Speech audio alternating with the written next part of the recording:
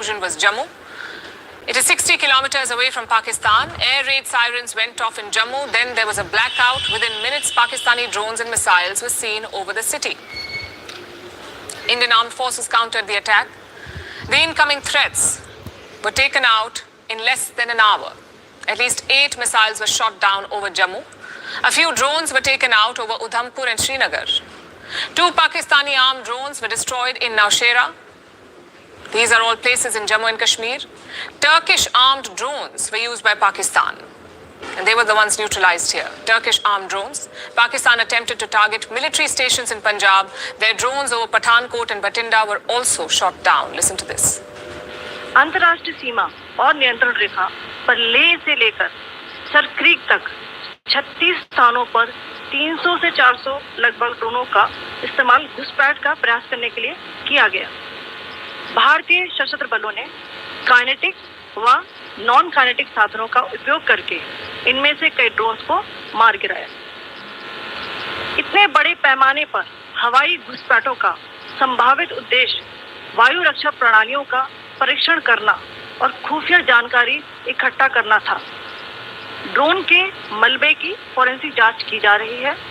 प्रारंभिक रिपोर्ट्स से पता चलता है कि वे तुर्की के असीस गार्ड सोंगर ड्रोन्स हैं। The Indian Army and Air Force worked together. A range of weapons were used for the defense, both kinetic and non-kinetic. What does that mean? Let me start with the kinetic. Weapons that explode on impact. For example, missiles. The Akash missile system saw action last night. They are operated by the Air Force and the Army. This weapon is completely made in India. It can take out multiple aerial targets at the same time. Last night, it proved its mettle. Let me tell you about some of the other weapons that were used. Like the L-70 anti-aircraft gun. It played a major role in defending Jammu last night. It is operated by the Indian Army. This gun is equipped with an auto-tracking radar. Basically, it automatically fires any aerial threat it detects. And it has an impressive rate of fire. This gun churns out almost 300 rounds per minute. So we've told you about the Akash system and the L-70 guns. But other air defenses were also used. Reports say the S-400 air defense systems were activated. It is India's most advanced air defense system, the S-400. The Modi government bought them from Russia. The deal was signed in 2018. The US threatened India with sanctions over this deal. Despite the pressure, India went ahead with the purchase. And this weapon system has proved to be a game changer. The S-400 can track targets up to 600 kilometers away. Basically, it can see all air activity deep inside Pakistan. Last night, the S-400 may have been activated. As of now, there is no official confirmation on its use. Now let's look at the non-kinetic weapons, weapons that do not rely on impact or force. Weapons like lasers or electronic jammers. So non-kinetic weapons also defended India's skies. This was done using drone jamming systems around the air bases in Jammu and Pathankot. Also projectile locating radars. These were crucial in tracking all the incoming projectiles. They provided real-time information to the air defense units. And this made the interceptions successful. You can see how robust India's air defenses are. There are multiple layers to the shield. But what did Pakistan achieve in these strikes? Well, they tried to test India's readiness. Their intention was to create panic. What they got in return was silence, not the silence of fear, but the silence of interceptions. India's response to Pakistan was clear. You send drones and missiles to attack our cities, we take them out within a few minutes. The successful interceptions reinforced one fact, that India has changed. Its patience has limits, and its response is firm. We're taking you back to the developing situation at the border. Pakistani drones are being reported in the skies over northern and western India yet again for the second time in 2 days. What we saw yesterday is playing out all over again. There's a total blackout in parts of Jammu. These are the latest pictures that we have for you. The Jammu and Kashmir Chief Minister has confirmed explosions in the region. But he said it was most likely artillery firing. Reports say drones have been spotted over Samba, Kathua and Nagrota in Jammu. We're getting multiple videos from these regions. You can hear air raid sirens and explosions in the background. Beyond Jammu, drones have been reported in Punjab's Firozpur and Pathankot, as well as Rajasthan's Jaisalmer. And this is exactly what happened last night as well. Just before 9 p.m., reports came in about Pakistani drones over Jammu. We learned later that Pakistan had fired more than 400 drones across the western frontier, most of which were neutralized by India. Like yesterday, we are hearing that Indian air defenses have been activated again. This is a developing situation. We'll keep track of it for you. Multiple places in India along the western border, seeing a repeat of what we saw yesterday. Projectiles coming from the Pakistani side being neutralized by the Indian air defenses.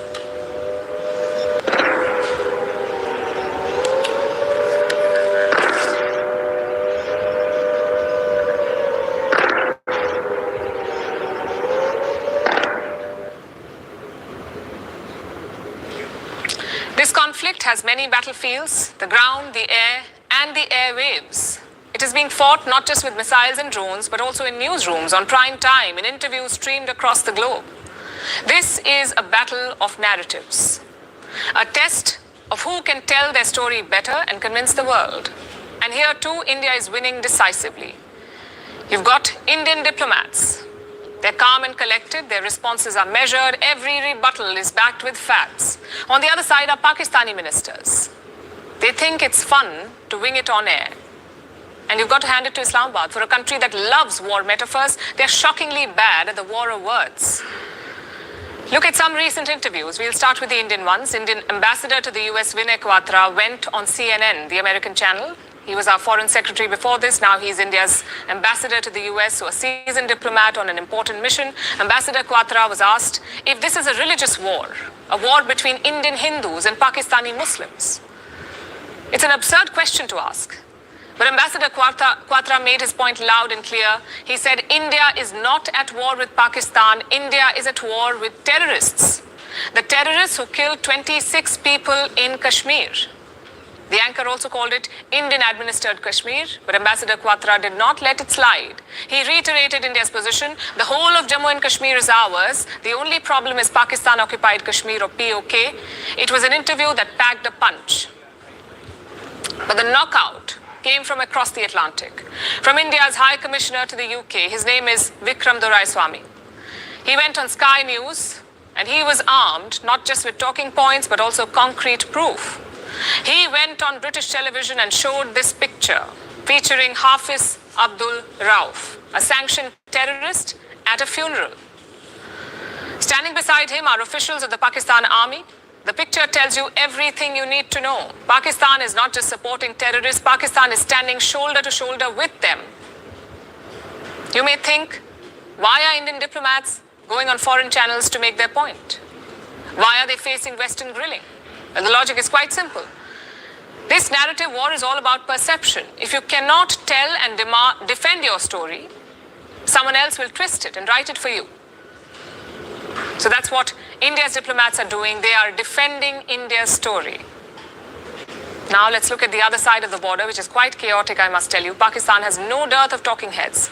In fact, they had quite the army to send to foreign channels, like Defense Minister Khwaja Asif, Information Minister Ataullah Tarar, and former Foreign Minister Bilawal Bhutto.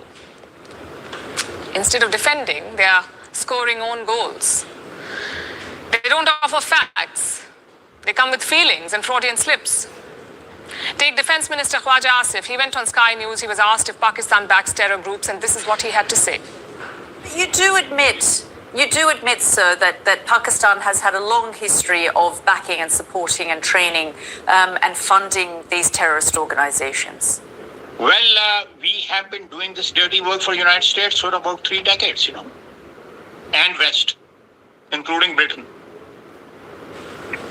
It was quite the moment of honesty, I must say, but Khwaja Asif was not the only one sipping the truth serum. Enter Bilawal Bhutto Zardari, the former foreign minister of Pakistan. He too popped up on Sky News trying to do damage control. Instead, he let the truth slip out. He was asked about Pakistan's terror links, and he ended up saying this. I don't think that it's a secret that Pakistan has a past as far as extremist groups are concerned. And as a result of this, we have suffered. Pakistan has suffered. Credit where it's due. This is more honesty than we're used to hearing from Islamabad. Bilawal Bhutto's right, of course. Pakistan does have a terror-linked past. But he skipped a tiny detail. Pakistan also has a terror-linked present. And if things keep going this way, a terror-linked future too. So should Pakistan's ministers get some media training? Well, we can offer some tips. Before setting your ministers loose on BBC and CNN, run a few mock interviews. Or better still, just watch India's diplomats for some time. Take notes. And if that's too much work, here's an easier option. Stick to state TV, read from a script, blame a foreign hand, and hope that the world is not watching.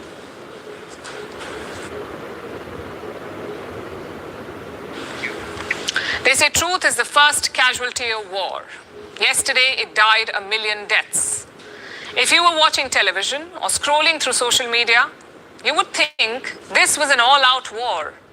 You see, Pakistan is not just peddling fake narratives, it is also peddling fake news, and we have already been debunking them for the last few days.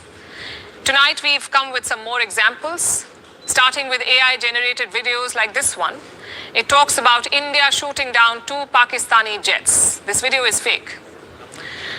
The second is an old war footage passed off as new.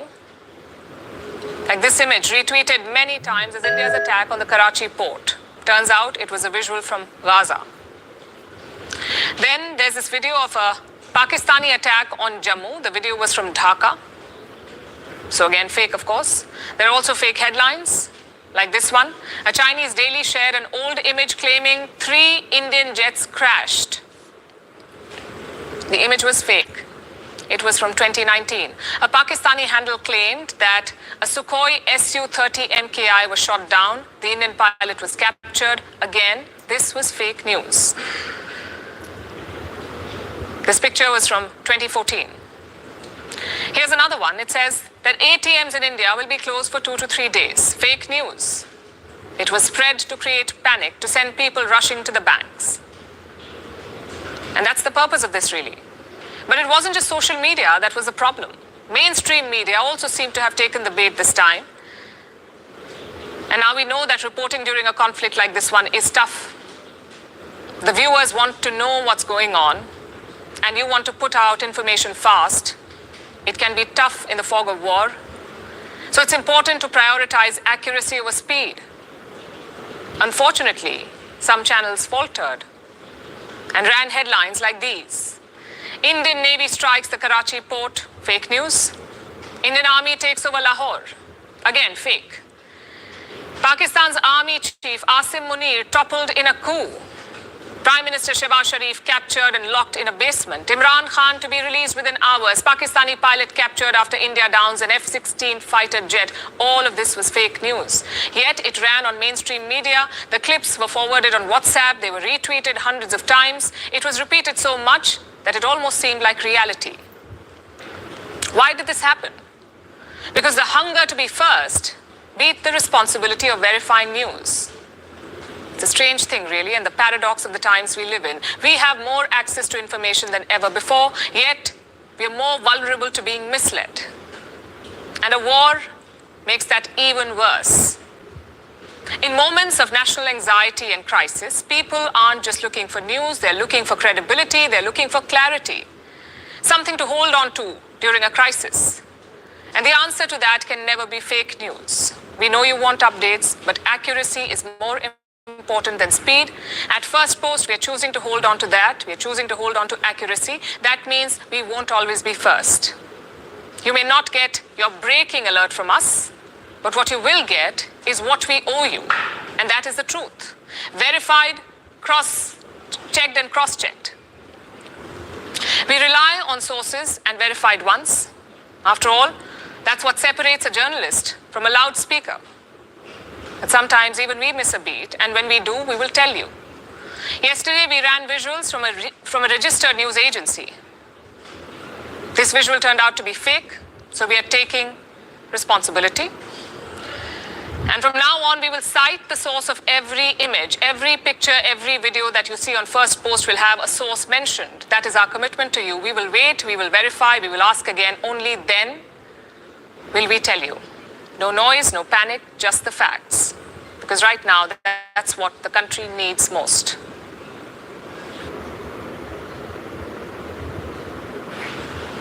As missiles fly across the border, Pakistan has opened another front, not with weapons, but with a plea.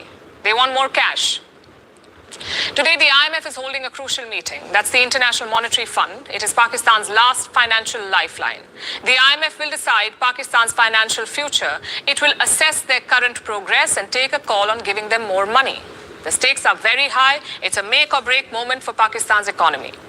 So hours before the IMF meeting, Islamabad put out a not so subtle appeal on X. The post came from Pakistan's Economic Affairs Division. It openly asked for more loans. It cited the current conflict with India. It referred to the recent stock market crash. And it urged the world to help de-escalate. Now, let me be clear. This is not a fake account. This was an official government handle of Pakistan openly begging for money in the middle of a military standoff with India. Of course, the internet reacted instantly. India's very own PIB, Press Information Bureau, joined in with a sharp dig. Soon the backlash grew and Pakistan scrambled for cover. A clarification was issued. Pakistan claimed that this account was hacked and the post was not an official statement. But the damage was done. Now the spotlight shifts to the IMF. Will they grant Pakistan the next tranche of loans?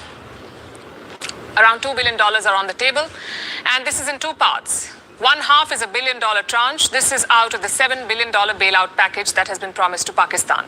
The second half is a new loan, a loan worth $1.3 billion.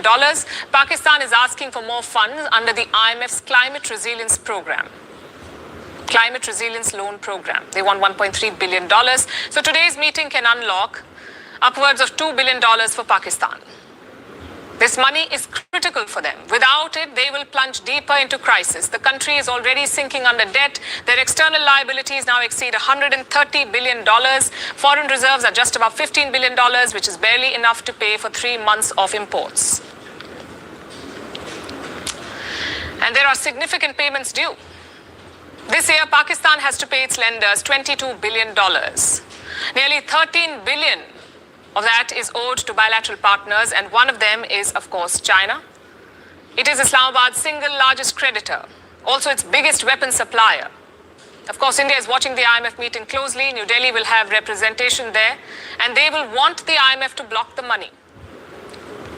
India's Foreign Secretary Vikram Misri issued a statement today. He called on the IMF to look hard at the facts. He pointed to Pakistan's long history and bailout packages. And India has a strong case here. Pakistan has received 24 IMF bailouts since 1958. That is the highest number for any country in the world ever, 24 bailouts. So India is raising some very tough questions. It wants the IMF to ask how that money has been used. जहाँ तक IMF bailout का सवाल है, आपको ज्ञान होगा कि IMF की आज मीटिंग हो रही है. हम वहाँ पे अपना पक्ष रखेंगे और जो हमारा मत है इन चीज़ों को लेके वहाँ पे साझा करेंगे दूसरे मेंबर्स के साथ. ये बोर्ड पे निर्भर है कि वहाँ पे क्या निर्णय होता है. In the backdrop of the Pahalgam terror attack and Pakistan's provocation since, India's message is clear. Agencies like the IMF should stop giving aid to Pakistan blindly. Clearly, that money is funding terrorist groups. India has impressed the same upon its partners. Yesterday, there was a surprise visitor in New Delhi. Saudi Arabia's junior foreign minister, his name is Abdul Al-Jubair. He met with India's External Affairs Minister S. Jaishankar. Jaishankar discussed the issue of cross-border terrorism with him, and today Al-Jubair is in Islamabad, presumably to share that same message, to try to get Pakistan to behave itself. As for the Americans, they aren't too keen to interfere right now. That is what Vice President J.D. Vance has said. What we can do is try to encourage these folks to de-escalate a little bit, but we're not going to get involved in the middle of war. That's fundamentally none of our business and has nothing to do with America's ability to control it. America is keeping its hands off this conflict. That's the message from J.D. Vance, their vice president. But behind the scenes, their diplomats have been busy. America's acting ambassador in Islamabad called on Pakistan's interior minister today. We'll have to wait for the outcome and for the IMF's decision. India says it will present its case firmly. Pakistan will try to spin the narrative. It says the IMF deal is about ensuring stability. But the thing is, stability cannot come with missiles in the sky and a begging bowl in hand. Let's once again check in on the situation at the border. Pakistani drones are being reported in the skies over northern and western India for the second straight night today. There's a total blackout in sites near the border. These are the latest images that we have. The Jammu and Kashmir Chief Minister has confirmed explosions in Jammu. He said it was most likely artillery firing. Reports say drones have been spotted over Rajouri, Samba, Kathua, Nagrota and Nagrota in Jammu. We're getting multiple videos from these regions. You can hear air raid sirens and explosions in the background. Take a look at this clip from Samba.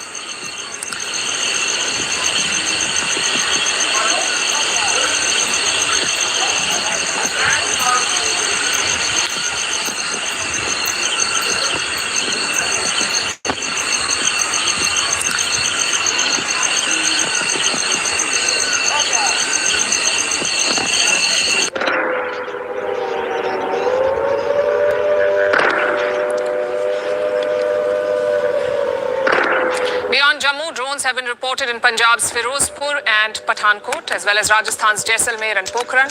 This is exactly what happened late last night as well. We're hearing that Indian air defenses are engaging with the targets again.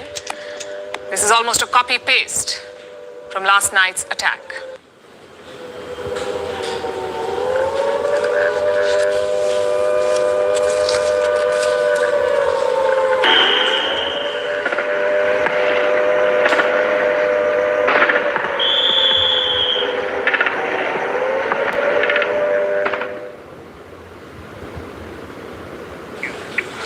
This ongoing conflict is a reflection of India's new approach, a new and bold approach. It's very different from the past. Let's go back to 2008. Pakistani terrorists attacked the financial heart of India. I'm talking about 26/11. They targeted iconic landmarks in Mumbai. 26/11/2008. Terrorists from Pakistan killed more than 160 people. It was a deadly and daring attack. It left India grieving and angry. Back then, the world expected India to hit back, to use some sort of military action against Pakistan, but none came. New Delhi chose legal and diplomatic means. The United Nations Security Council condemned the attack. They also put some of the plotters on their sanctions list. 2008. Justice is yet to be served. Those plotters continue to roam free in Pakistan. Now cut to 2016. 4 terrorists attacked an Indian army base in Uri. They killed 19 Indian soldiers. Again, India had 2 options to choose from: diplomatic means or military means. This time, Prime Minister Modi was leading the country. He chose the second option. He ordered a surgical strike across the line of control. Now, this decision was not sudden. Prime Minister Modi gave ample chance to Pakistan. He made a surprise visit to Lahore in 2015, and while there, he attended Nawaz Sharif's granddaughter's wedding. He put his best foot forward. In 2016, he allowed a Pakistani team to visit the Pathankot air base. The goal was to jointly investigate a terror attack. So Prime Minister Modi gave multiple chances to Pakistan, but finally he ran out of patience. After the Uri attack, he set a new strategic precedent. If you attack, we will hit you back. No more free passes. That precedent was upheld in 2019 as well. After the Pulwama attack, Indian jets bombed Pakistani terror camps. Same in 2025. After Pahalgam, India struck 9 terror camps. Each attack has been more daring than the last one. At the same time, India has not abandoned the diplomatic route. We have kept up pressure on global forums. In 2019, we got the United Nations Security Council to sanction Masood Azhar. He's the chief of the Jaish-e-Mohammed. It took us more than 10 years to get him blacklisted. In 2023, we scored another victory. The United Nations Security Council blacklisted Lashkar terrorist Abdul Rahman Makki. So the diplomatic campaign is very much alive. The military campaign is about added pressure. It's about imposing a cost on such terror attacks. And the logic is simple. Pakistan must realize that every attack will be responded to. Every death will be avenged. The hope is that this will eventually deter Islamabad. There are critics to this approach. They say the surgical strike did not prevent Pulwama and Balakot did not prevent Pahalgam. So why would Operation Sindoor be any different? Well, the thing is, no policy is guaranteed to succeed. But there is a sound logic here. Eventually, these reprisals will begin to take a toll because the cost is rising every time. The surgical strike was a limited ground operation. Balakot was an airstrike, and Sindoor was an expansive anti-terror campaign. Even the headquarters of the Lashkar and the Jaish-e-Mohammed were hit this time. So like I said, the cost is rising every time. Perhaps eventually it will establish deterrence. But this policy requires boldness and a risk-taking appetite, and Prime Minister Modi has displayed both. Pakistan has always used the nuclear card to deter India. If you attack, things could go nuclear. That's been their threat. That was always the threat from Islamabad. We'll use nuclear bombs. But Prime Minister Modi called their bluff. It's very clear now that you can attack Pakistan conventionally. You do not need to fear the nuclear angle. Secondly, it's a risk to India's larger ambitions. Our goal is to become a hub of manufacturing and innovation, to become a developed country by 2047. Viksit Bharat is what we call it.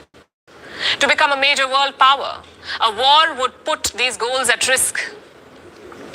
But Prime Minister Modi is willing to take that chance. He is putting safety and sovereignty over everything else. It is a sign of bold and decisive leadership. Only time will tell whether it succeeds.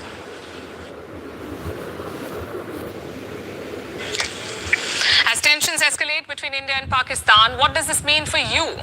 From security to transportation to essentials, how will you be impacted? A lot of you have been writing to us with questions. Tonight we'll try to answer the 5 big ones.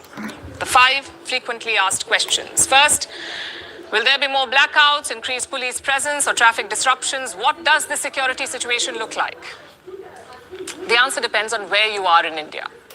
Let's start with the frontier states, Punjab, Rajasthan, Gujarat. They have stepped up security preparations. Border villages are on high alert. Patrolling has increased. Evacuation plans are in place. Mock drills are being conducted in several parts of the states. And many districts have enforced nightly blackouts. On the east, from West Bengal and Odisha to Tripura, Meghalaya, Mizoram and Assam, security has been heightened. Patrolling has increased. There are nightly curfews in Meghalaya. In the south, security has been boosted around critical infrastructure, including dams. Meanwhile, New Delhi is fortifying itself. It is on high alert. Security has been heightened across the national capital. Paramilitary forces have been deployed at markets, metro stations, airports, monuments, several hotels, and residential colonies. The disaster management apparatus has been mobilized. Surveillance through CCTV cameras has been intensified. Police checks at city entry points have been intensified. And all incoming vehicles are being screened. So expect some traffic disruptions. That is the answer to the first question. What is the security situation like? Question number 2. Will offices, schools and colleges be closed? Offices are not closed, but some office goers have been impacted. Leave for government employees has been cancelled. Jammu and Kashmir, Delhi, Haryana, Gujarat, West Bengal. In all of these places. In Punjab, police and health staff cannot go on long leaves. In Himachal Pradesh, it's the medical staff. And in Bihar, the police personnel. No long leaves for them. What about students? Across Jammu and Kashmir, Punjab, Haryana's Panchkula and Una in Himachal Pradesh, all schools and colleges have been shut. In Rajasthan's Jodhpur, all schools and colleges are shut. But in some other districts, including Bikaner, Jaisalmer and Barmer, only the schools are shut. And for students across India who are preparing for the Chartered Accountancy exam, there is some news. The exams have been postponed. Now coming to the